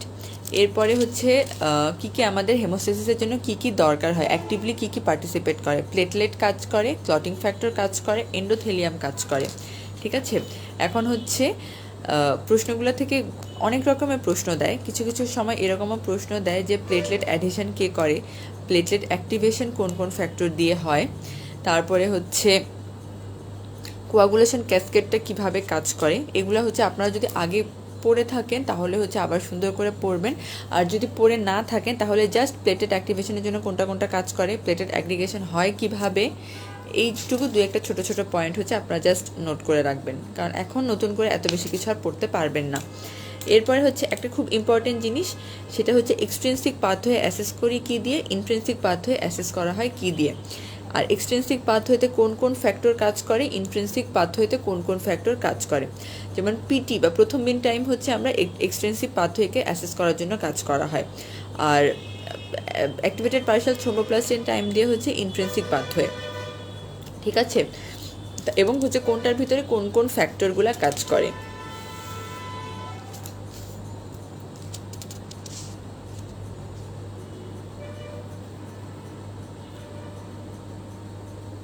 তারপর হচ্ছে এন্ডোথেলিয়ামের ভিতরে যদি আসেন, এন্ডোথেলিয়ামের ভিতরেও হচ্ছে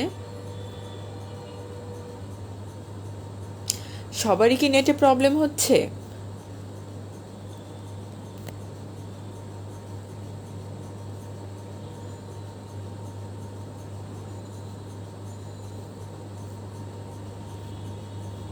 আমার এখানে কিন্তু প্রবলেম দেখাচ্ছে না আপু, আপনাদের কি সবারই আটকে আটকে যাচ্ছে?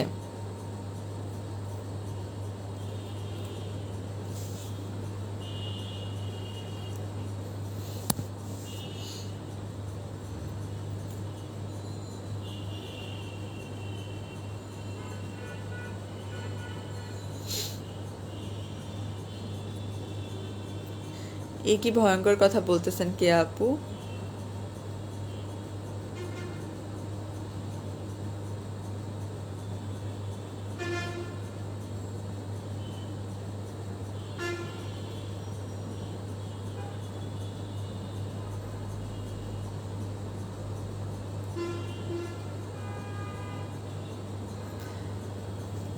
আচ্ছা, তাহলে হচ্ছে যাদের অনেকেরই তো বলতেছে যে হচ্ছে নেট ক্লিয়ার আছে, তাহলে আপনাদের যাদের প্রবলেম হচ্ছে আপনারা একটু দরকার হইলে হচ্ছে ফোনটা রিস্টার্ট দেন বা হচ্ছে নেট অফ করে একটু অন করে দেখেন, কারণ আমার এখানে হচ্ছে ক্লিয়ার দেখা যাচ্ছে, আটকাচ্ছে না কিছু।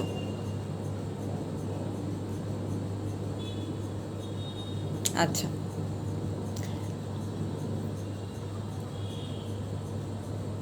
আচ্ছা ঠিক আছে। আচ্ছা, আরেকটা জিনিস হচ্ছে এন্ডোথেলিয়ামের ভিতরে আপনারা একটা জিনিস পাবেন, সেটা হলো যে ওই আমাদের বিভিন্ন যে হচ্ছে অ্যান্টিকোয়াগুলেন্ট ফ্যাক্টরগুলো আছে, কি কি আছে, মোস্ট মেইনলি হচ্ছে থ্রোম্বোমোডিউলিন, তারপরে হচ্ছে protein C, heparin like molecule, protein S, tissue factor pathway inhibitor, এই জিনিসগুলা। এটা হচ্ছে কোনটা কোথায় কাজ করে, এটা কিছু কিছু সময় দেয়, মানে এটা যে খুব একদম ইম্পর্টেন্ট সেটা না, কিন্তু এই প্রশ্ন আমি আসতে দেখেছি। তো এই জিনিসগুলো হচ্ছে আপনারা একটু পড়বেন, যে যেমন activated protein C protein S কমপ্লেক্সটা কী করে, এটা হচ্ছে কোয়াগুলেশন 5A আর 8A কে ব্লক করে। হেপারিন লাইক মলিকিউলটা কি ব্লক করে কোনটাকে, এটা হচ্ছে বাইন্ড করে অ্যান্ডিথ্রোম্বিন 3 এর সাথে, সেটা হচ্ছে ইনহিবিট করে থ্রোম্বিন এবং ফ্যাক্টর 9, 10, 11, 12। তাহলে আপনাদের হয়তোবা আগে যদি ওভাবে না পড়ে থাকেন, এখন হয়তো মনে করে থাকবে না, জাস্ট এখন হচ্ছে পড়বেন যে প্রোটিন সি প্রোটিনেস কমপ্লেক্স কোনটা কোনটা ব্লক করতেছে, তারপরে হচ্ছে হেপারিন লাইক মলিকিউল কোন কোন ক্লটিং ফ্যাক্টরকে ব্লক করতেছে, এইভাবে করে একটু পড়বেন। এরপর থ্রোম্বোসিসের জন্য আমাদের যে হচ্ছে ভার্কোস্ট্রায়েড, তো সব আমরা বলি যে ভার্কোস্ট্রায়েডের ভিতর কি কি থাকে, একটা হচ্ছে এন্ডোথেলিয়াল ইনজুরি, স্ট্যাসিস বা টার্বুলেন্ট ব্লাড ফ্লো, আর হচ্ছে হাইপার কোয়াগুলেবিলিটি। এই তিনটা ভার্কোস্ট্রায়েডের ভিতর কি কি আছে একদম ছোটস্থ মুখস্থ কণ্ঠস্থ, ঠিক আছে, এটা ভোলা যাবে না। এরপর হচ্ছে হাইপার কোয়াগুলেবল স্টেটের একটা এক্সাম্পল, মানে একটা বক্স দেওয়া আছে যে কোন কোন ক্ষেত্রে হাইপার কোয়াগুলেবিলিটি হইতে পারে, বা থ্রোম্বোসিস, এটাই কিন্তু থ্রোম্বোসিস হওয়ার জন্য রিস্ক ফ্যাক্টরের বক্সও এটাই, যে কোনটা কোনটা থ্রোম্বোসিস করতেছে। তো এগুলাই পড়বেন, প্রাইমারি সেকেন্ডারি। প্রাইমারি যেগুলো আছে ফ্যাক্টরগুলোর মিউটেশন হয় বা এগুলার থেকেও তো দেয়ই, আপনাদের জন্য বেশি মনে রাখাটা ইম্পর্ট্যান্ট হচ্ছে সেকেন্ডারিগুলো, যে সেকেন্ডারি যে কজগুলো দেওয়া আছে বিভিন্ন প্যাথোলজিক্যাল কন্ডিশন, যে কোনটা কোনটা হচ্ছে থ্রোম্বোসিসের জন্য রিস্ক ফ্যাক্টর হিসেবে কাজ করে। আর প্রাইমারিগুলোও হচ্ছে কোন কোন ফ্যাক্টর, সেটা একবার দেখলেই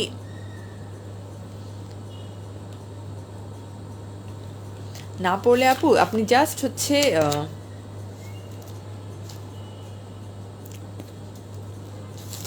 তিনটা যে আমাদের আছে এই যে ইয়ের ভিতরেই পাবেন আপনারা, এন্ডোথেলিয়ামের ভিতরে হচ্ছে অ্যান্টিকোয়াগুলেন্ট ইফেক্ট বলে একটা পোর্শন আছে, একটা প্যারা আছে, ওখানেই হচ্ছে পাবেন। ওই প্যারাটা জাস্ট একটা রিডিং দিবেন, রিডিং দিয়ে আপনি জাস্ট নোট করে ফেলবেন।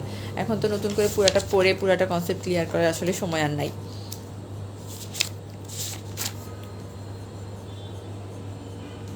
তাহলে হচ্ছে থ্রোম্বোসিসের কজগুলো হচ্ছে আপনাদের ইম্পর্টেন্ট, এটা পড়তে হবে।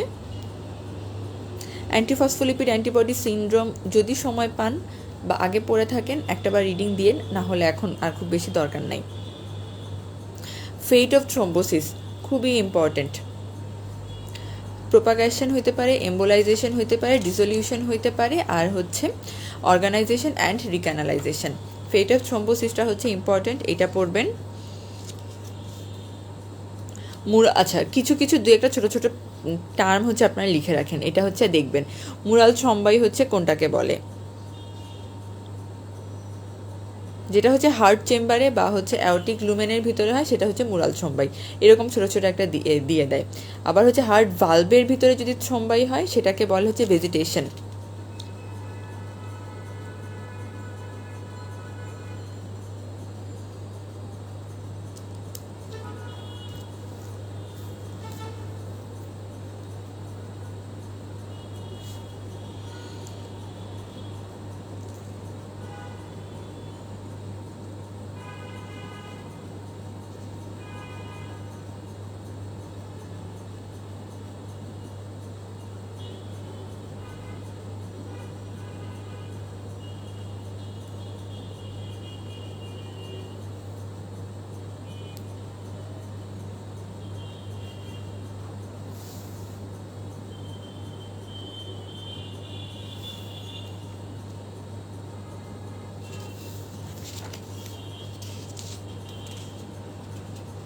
এরপরে হচ্ছে আপনারা চলে আসেন ডিআইসি। ডিআইসি আমাদের জন্য খুবই ইম্পর্টেন্ট, ডিআইসি তো আপনারা হচ্ছে দত্ত বই থেকেই পড়বেন। আর ডিআইসির হচ্ছে কজগুলা, ডিআইসির মেকানিজমটা অল্প করে, আর হচ্ছে কজগুলো এটা এখান থেকে না পড়ে এটা হচ্ছে দত্ত বই থেকে পড়লে সেটা বেটার। এরপর হচ্ছে এম্বোলিজম। এম্বোলিজমের ক্ষেত্রে একদম হচ্ছে সব কিছুর এক্সাম্পল লাগে, যে এম্বোলিজম কী কী দিয়ে হইতে পারে। তারপর হচ্ছে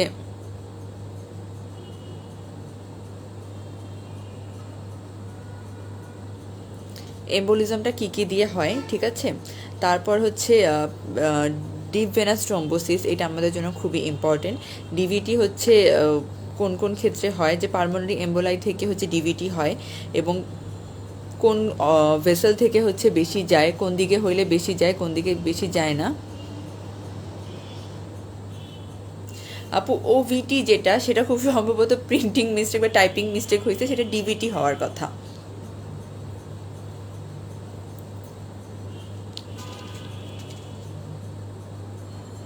যদি আমি ভুল না করে থাকি।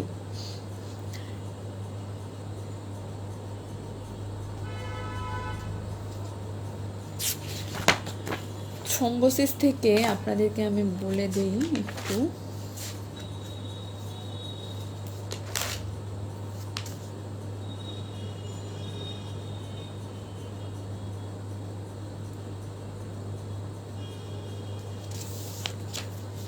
আচ্ছা, এরপরে হচ্ছে আমাদের জন্য খুবই ইম্পর্টেন্ট হচ্ছে একটা হলো amniotic fluid embolism. Amniotic fluid embolism হচ্ছে যে ম্যাটারনাল মর্টালিটির জন্য একটা ইম্পর্টেন্ট কজ। তারপর হচ্ছে অ্যামনিওটিক ফ্লুইড এম্বোলিজমের ক্ষেত্রে হচ্ছে কি কি হইতে পারে, তারপর অ্যামনিওটিক ফ্লুইড এম্বোলিজমের হচ্ছে ফিচার কি কি পাওয়া যায়, মানে পেশেন্টের হচ্ছে ক্যারেক্টারাইজড বাই কি কি, মানে সাইন সিমটমস কি পাওয়া যায়। অ্যামনিওটিক ফ্লুইড এম্বোলিজমটা হচ্ছে আমাদের খুব ভালো মতো পুরাটাই লাগবে। তারপরে হচ্ছে ফ্যাট বা ম্যারো এম্বোলিজমেরও হচ্ছে অনেক সময় দেয় যে থেকে এটার হচ্ছে সিমটমগুলো কী কী হয়। তারপর হচ্ছে এয়ার এম্বোলিজমটাও অল্প করে দেখে রাখবেন। তাহলে আমাদের এম্বোলিজমের মধ্যে পালমোনারি এম্বোলিজম তো ইনভেরিয়েবলি সবার জন্যই ইম্পর্টেন্ট, আমাদের জন্য খুব বেশি ইম্পর্টেন্ট হচ্ছে অ্যামনিওটিক ফ্লুইডটা, তারপর হচ্ছে ফ্যাট, তারপর হচ্ছে এয়ার, এইভাবে করে হচ্ছে আপনারা পড়বেন। এরপর হচ্ছে ইনফ্রাকশনের ভিতরে হচ্ছে ডেফিনেশনটা তো একটু বুঝে নিবেনই, যে ইনফ্রাকশনের সাথে হচ্ছে এদিকে আমাদের হাইপারিমিয়া কনজেশনের ডিফারেন্সটা কি। তারপর হচ্ছে দুই রকমের ইনফ্রাক্ট, রেড ইনফ্রাক্ট আর হচ্ছে হোয়াইট ইনফ্রাক্ট। রেড ইনফ্রাক্ট কোন কোন কেসে আমরা পাই, একদম এই জিনিসগুলো, এবং রেড ইনফ্রাক্ট কোন কোন অর্গানে পাই। তাহলে দুইটা জিনিস, একটা হচ্ছে রেড ইনফ্রাক্ট আমরা কোথায় কোথায় পাই, যেমন এইখানে কিন্তু 5টা পয়েন্ট দেওয়া আছে রেড ইনফ্রাক্টের, এটা একটা জিনিস। আর কোন কোন অর্গানে রেড ইনফ্রাক্ট পাই, এই দুইটা জিনিস। আর হোয়াইট ইনফ্রাক্টও হচ্ছে কোথায় কোথায় হোয়াইট ইনফ্রাক্ট পাই, কোন কোন অর্গানে হোয়াইট ইনফ্রাক্ট পাই। এরপর হচ্ছে শক নিয়ে তাছাড়া কিছু বলার নাই। শক একদম মানে একদম হচ্ছে সব পড়তে হবে, যা যা পারেন, যা যা পড়ছেন, যা যা জানেন সব। শকের ক্লাসিফিকেশনের ভিতরে আবার হচ্ছে সেটার এক্সাম্পল, যে কোনটা কোন টাইপ অফ শক। তারপর হচ্ছে কোনটা রিভার্সেবল স্টেজে আছে, কোনটা ইরিভার্সেবল স্টেজে চলে গেছে, রিভার্সেবল স্টেজে গিয়ে হচ্ছে কী কী চেঞ্জেস পাবো, ইরিভার্সেবল স্টেজে গিয়ে কী কী চেঞ্জেস পাবো। তারপর হচ্ছে যে প্রথমেই কোন অর্গানগুলো হচ্ছে ড্যামেজ হয়, কী রকমের মানে সিমটমস কী কী পাই, এই জিনিসগুলো হচ্ছে শক থেকে একদম ভালো মতো পড়তে হবে। ঠিক আছে, তারপর তাহলে আমাদের কিন্তু এটাও শেষ, এই চ্যাপ্টারও শেষ। এরপরে আমরা চলে আসি হচ্ছে নিওপ্লাসিয়া।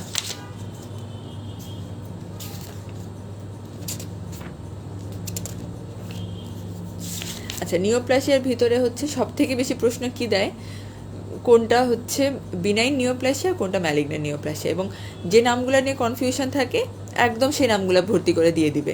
আপনি পরীক্ষার হলে গিয়ে মাথা যদি গরম থাকে, 5টা দেখলে 5টাতেই কনফিউশন হয়ে যাবেন। কিন্তু এখন মনে হচ্ছে এটাতে কি কারোর কখনো কনফিউশন হইতে পারে যে বিনাইন আর ম্যালিগন্যান্ট চিনবো না, কিন্তু এটাই পরীক্ষার সময় কনফিউশন হয়, কারণ একদম যেগুলো হচ্ছে নাম দেখে বোঝা যায় না, যেগুলো কনফিউজিং, সেগুলো সব একসাথে দিয়ে দিবে, আপনাকে কিন্তু সুপার কনফিউজ করে দিবে। তো এই টাইপের নামগুলো হচ্ছে আপনার একদম বক্স বানায় ফেলেন, যে এটা বিনাইন, এটা ম্যালিগন্যান্ট, একদম পরীক্ষাতে ঢুকতে যাওয়ার আগে ওটা দেখে যাবেন, যে ওটার থেকে যে কোনো সময় দিয়ে দিতে পারে। যেমন হামারটোমা, তারপর হচ্ছে কোরিওস্টোমা, এগুলা ঢুকায় দেয় যে এগুলা কি বিনাইন না এগুলো ম্যালিগন্যান্ট, এই জিনিসগুলো হচ্ছে পড়বেন। তারপরে হচ্ছে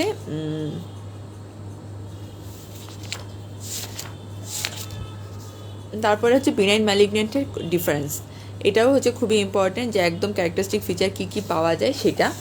তারপরে হচ্ছে ডিফারেন্সিয়েশন এবং অ্যানাপ্লাসিয়া থেকে যখন আসি, যে ম্যালিগনেন্সির হলমার্কস কী কী, যেমন ল্যাক অফ ডিফারেন্সিয়েশন বা অ্যানাপ্লাসিয়া, এটাকে কিন্তু বলা হয় যে considered as hallmark of malignancy. ঠিক আছে, যে lack of differentiation or anaplasia is considered as hallmark of malignancy. একদম মাথায় ঢুকায় রাখেন যে ম্যালিগনেন্সির হলমার্ক কিন্তু হচ্ছে ল্যাক অফ ডিফারেন্সিয়েশন বা অ্যানাপ্লাসিয়া, কিন্তু most reliable feature of malignancy সেটা কিন্তু হচ্ছে মেটাস্টেসিস। এবং সেকেন্ড মোস্ট রিলায়েবল ফিচার কোনটা, সেটা হচ্ছে লোকাল ইনভেশন। তাহলে এই জিনিসগুলো মাথায় রাখবেন। হলমার্ক কি, হলমার্কটা হচ্ছে অ্যানাপ্লাসিয়া, আর মেটাস্টেসিসটা হচ্ছে মোস্ট রিলায়েবল ফিচার। এবং এই ম্যালিগনেন্সির জন্য যে আমাদের 4টা পয়েন্ট আছে, যে ল্যাক অফ ডিফারেন্সিয়েশন বা অ্যানাপ্লাসিয়া, তারপরে হচ্ছে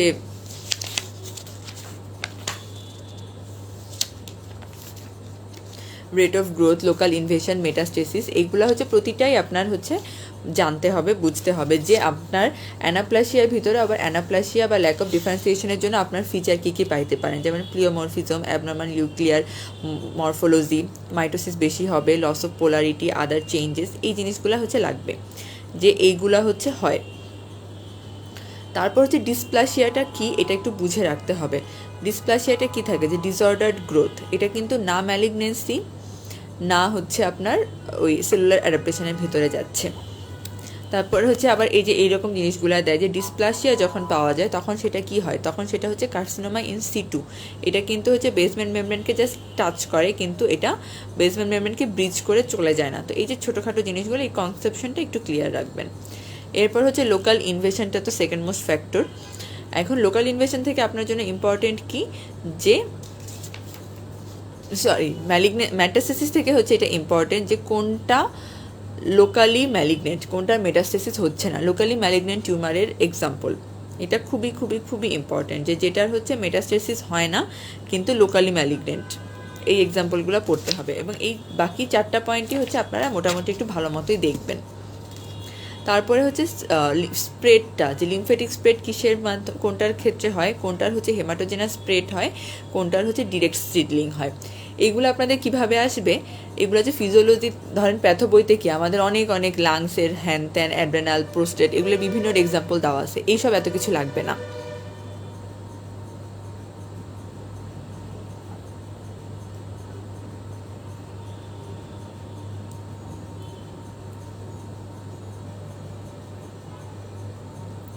এখানে হচ্ছে আপনার কি লাগবে, এখানে লাগবে হচ্ছে আপনার কি বলতে চাইলাম ভুলে গেছি, ও হ্যাঁ মনে পড়ছে। আমরা হচ্ছে আমাদের গাইনোকোলজিক্যাল যে ম্যালিগনেন্সিগুলো আছে, এই ম্যালিগনেন্সিগুলোর স্প্রেডটা কিভাবে হয়, এটা আপনাদের জন্য ইম্পর্টেন্ট।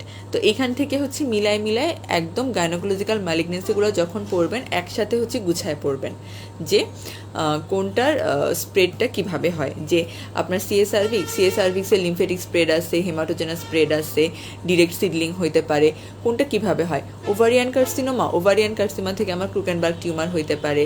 তারপর আমার হচ্ছে কি থাকতে পারে, যে হইলো লিম্ফ নোড এনলার্জমেন্ট হইতে পারে। এই জিনিসগুলো হচ্ছে যে কোনটা কীরকম স্প্রেড, তো এটার সাথে মিলাই একবারে ওইটা সহ হচ্ছে পড়তে হবে। এইখানে হচ্ছে নিওপ্লাজমের এই জায়গাটা হচ্ছে এইভাবে। এরপর হচ্ছে একটা জিনিস আমাদের লাগে, সেটা হচ্ছে যে এখন মহিলাদের সবথেকে বেশি কোন ক্যান্সার হয় ওয়ার্ল্ড ওয়াইড, বাংলাদেশে সবচেয়ে বেশি কোন ক্যান্সার কমন, যে most common cancer in female এরকম ভাবে, বা মোস্ট কমন ক্যান্সার ইন মেলটা খুব কম দেয়, ফিমেলটা। তো এইটা হচ্ছে আপনারা একটু, কারণ আমার বই যেরকম একটু পুরাতন হয়ে গেছে আসলে এডিশন, তা আমার বইয়েরটা ঠিক হবে না, আর আমিও আসলে এখন জানি না, ভাবে করে তো আর সার্চ করা হয় না। তো আপনারা হচ্ছে এটা একটু খুঁজে বের করে দেখবেন, যে এখন হচ্ছে মোস্ট কমন ক্যান্সার, মানে ফিমেলের ক্ষেত্রে মোস্ট কমন ক্যান্সার কী, মেলের ক্ষেত্রে মোস্ট কমন ক্যান্সার কী, ঠিক আছে। তারপরে হচ্ছে কার্সিনোমার জন্য ফ্যাক্টরগুলা, এনভায়রনমেন্টাল ফ্যাক্টরের ভিতরে হচ্ছে কোন কোন ভাইরাস দিয়ে বা কোন কোন অর্গানিজম দিয়ে ক্যান্সার হয়, এবং কোন কোন ক্যান্সারটা হচ্ছে ভ্যাকসিন দিয়ে প্রিভেন্ট করা যায়, কোন কোন ক্যান্সার হচ্ছে কিউরেবল। কিউরেবল কোনটা, কিউরেবল হচ্ছে কোরিও কার্সিনোমা 100% কিউরেবল, ভালো করা যায়। তারপরে হচ্ছে ভ্যাকসিন আছে কিসের এগেনস্টে, যেমন ধরেন যে হেপাটাইটিস বি দিয়ে যদি হয় হেপাটোসেলুলার কার্সিনোমা, তা সেটার জন্য আপনার ভ্যাকসিন আছে। তারপর হচ্ছে সিএ সার্ভিক্সের জন্য হচ্ছে ভ্যাকসিন আছে হিউম্যান প্যাপিলোমা ভাইরাসের এগেনস্টে। তো এই জিনিসগুলো যে কোন কোনটা হচ্ছে ভ্যাকসিন দিয়ে প্রিভেন্ট করা যায়, কোনটা কোনটা কিউরেবল, কোন অর্গানিজম দিয়ে কোন রকমের হচ্ছে ক্যান্সার হয়, এবং ডিএনএ ভাইরাস আরএনএ ভাইরাস এইভাবে করে আলাদা করে পড়তে হবে। এই হচ্ছে আপনার ইনফেকশাস এজেন্ট রিলেটেড গেল। ও আরেকটা আছে প্রি ম্যালিগন্যান্ট স্টেট, যে কোনটা কোনটা প্রি ম্যালিগন্যান্ট কন্ডিশনের ভিতরে পড়ে।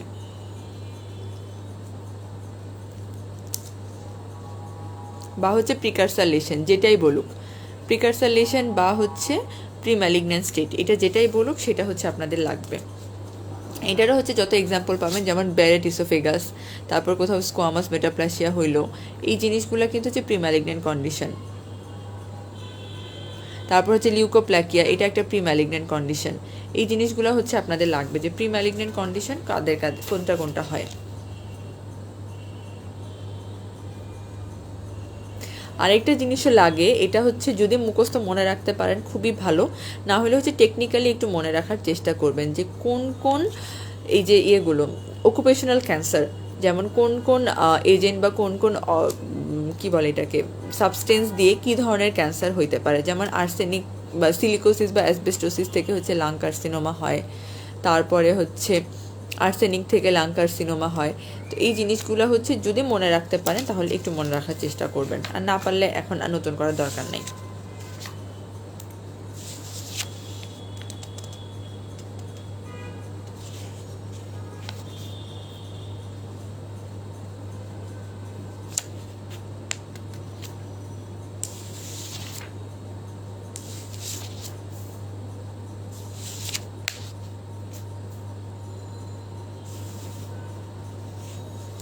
আচ্ছা, অনকোজিন অনকোপ্রোটিন থেকে কিছুই পড়ার দরকার নেই, জাস্ট তিনটা লাইন মনে রাখবেন। একটা হচ্ছে যে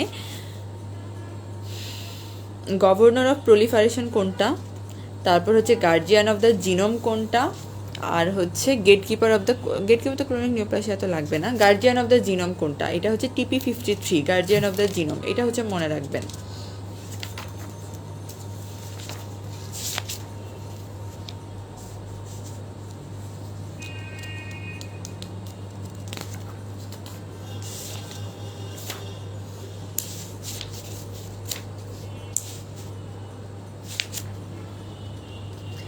আর এই দিক থেকে হচ্ছে এরপরে অনেক পিছন দিকে দেখবেন যে ইনভেশন অ্যান্ড মেটাস্টেসিসের হচ্ছে কিছু ইয়ে আছে, যে সেখানে হচ্ছে জাস্ট ছবিটা দেখে আপনার স্টেপটা মনে রাখবে যে মেটাস্টেসিসটা কীভাবে হয়, মেটাস্টেটিক ক্যাসকেটের যে সিকুয়ালিটা সেইটা।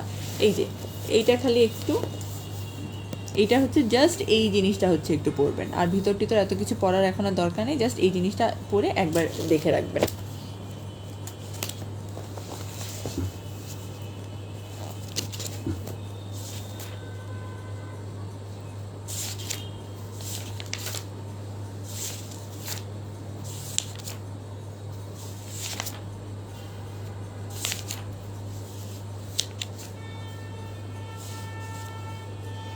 আচ্ছা, তারপরে হচ্ছে কেমিক্যাল কার্সিনোজেনের হচ্ছে এক্সাম্পল যদি মনে রাখতে পারেন তাহলে একটু দেখেন, না হলে আপাতত এখন আর অত দরকার নাই।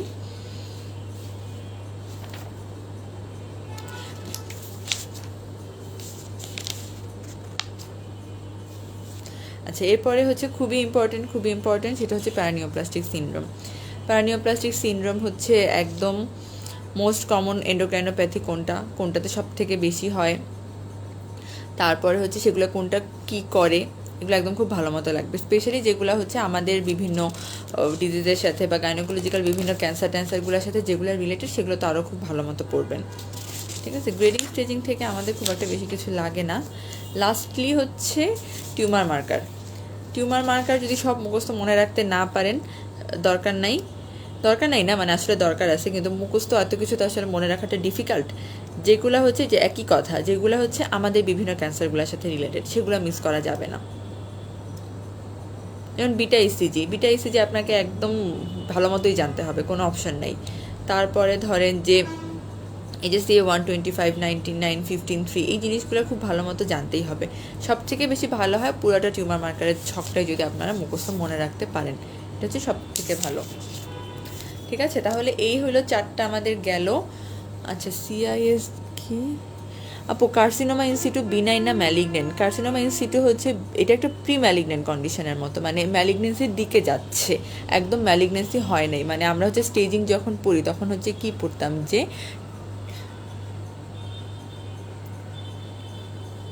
টি দিয়ে হচ্ছে টি নটের মধ্যে থাকতো হচ্ছে কার্সিনোমা ইনসিটু, মানে T1-এও যায় নাই, মানে যাচ্ছে। এটা বিনাইনও না ম্যালিগনেন্টও না, তো এটা হচ্ছে আপনাকে নর্মালি দেওয়ার কথা না। আর এরকম কিছু যদি দেয়, এই 0.4-এর জন্য এত চিন্তা করার দরকার নেই। অনেক কিছু আছে যেটা হচ্ছে করতে পারবেন। আচ্ছা, এটা হচ্ছে আমাদের জেনারেল হচ্ছে কি বলতেছি আমি, জেনারেল প্যাথোলজি যে 4টা টপিক আমাদের মেইনলি, এই 4টা টপিক তো শেষ হইল। এর মধ্যে থেকে যদি আর কোনো কিছু জানার থাকে তাহলে হচ্ছে জিজ্ঞেস করেন। আর এছাড়া আপনাদের প্যাথোলজিতে আর পড়তে হবে হচ্ছে এই গাইনোকোলজিক্যাল ম্যালিগনেন্সি রিলেটেড যে টপিকগুলো আছে সেইগুলা হচ্ছে আমি আজকে আর ডিসকাশন করতেছি না। সেগুলো তো হচ্ছে যখন আপনাদের গাইনি বা অবস রিলেটেড রিভিউ বা গাইনি বা অবস পড়ানো হয়েছে তখন তো আপনারা পড়ছেনই। আর হচ্ছে কিছু জিনিস পড়বেন আপনারা, যেমন অ্যানিমিয়াটা খুব ইম্পর্টেন্ট, যে আমাদের হলো কোন লেভেলে গিয়ে ব্লাড ট্রান্সফিউশন লাগতেছে, কোনটা হচ্ছে মাইল্ড, মডারেট, সিভিয়ার অ্যানিমিয়া, তারপরে হচ্ছে প্রেগনেন্সিতে কোনটা কমন, কজ কি, ফিচার কীরকম পাওয়া যায়, এটসেট্রা এটসেট্রা, এই জিনিসগুলা।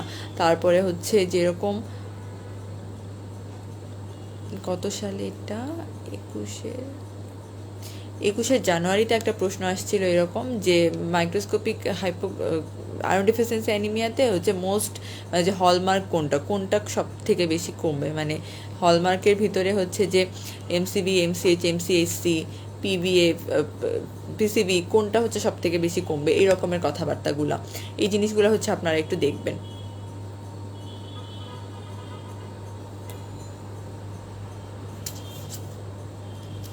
আপু প্রোটো অনকোজিন হ্যানতেন এত কিছু হচ্ছে মনে রাখতে পারবো, মানে মনে রাখাটা ডিফিকাল্ট। এগুলো হচ্ছে আমাদের একটু কম আসে, এগুলো হচ্ছে ওই অন্যান্য ফ্যাকাল্টিতে একটু বেশি আসে। আপনার যদি ভালো মতো পড়া থাকে আপনি অবশ্যই রিভাইজ করে যাবেন, কোনো কিছুই লাগবে না এমন কোনো কথা নাই।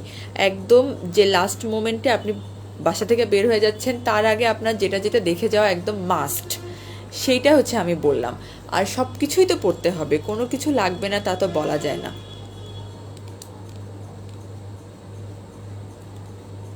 আপু ল্যাব ডায়াগনোসিস অফ নিওপ্লাসিয়া হচ্ছে জেনারেল মানে ম্যালিগনেন্সি থেকে এত বেশি কিছু আমাদের প্রশ্ন কখনোই আসবে না, বা আসে নাই, কখনোই আসবে না বলতে পারবো না, বলাটা ভুল হয়েছে, যে আমি খুব একটা আসতে দেখি নাই।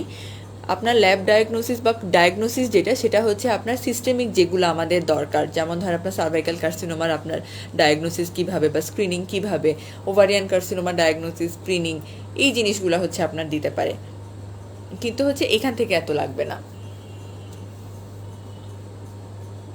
টিউমার সাপ্রেসার জিন যে 4 রকমের আছে, আপনারা হচ্ছে জাস্ট এক্সাম্পল পড়তে পারেন, এর বেশি কিছু খুব পড়লে তো আপু অনেক কিছুই পড়া যায়, সব কিছুই তো লাগে।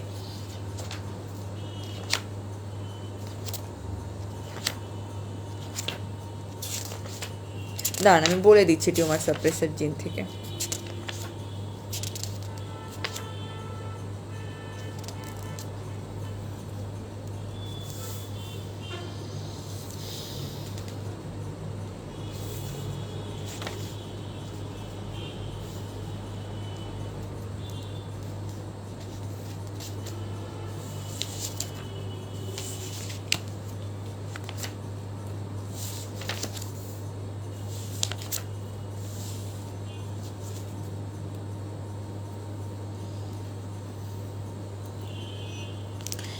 টিউমার সাপ্রেসর জিনও যে খুব বেশি দেখতে হবে বা পড়তে হবে এটা তো আসলে এত মুখস্থ মনে রাখা সম্ভব না। আপনারা হচ্ছে 2-4টা পড়তে পারেন, যে যেগুলো হচ্ছে একদম আমাদের বিভিন্ন ডিজিজগুলোর সাথে রিলেটেড, সেগুলো একটু দেখতে পারেন।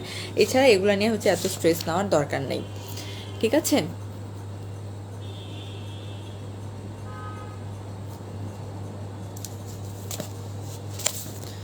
আর প্রশ্ন, আর কারো কোনো কিছু কনফিউশন আছে?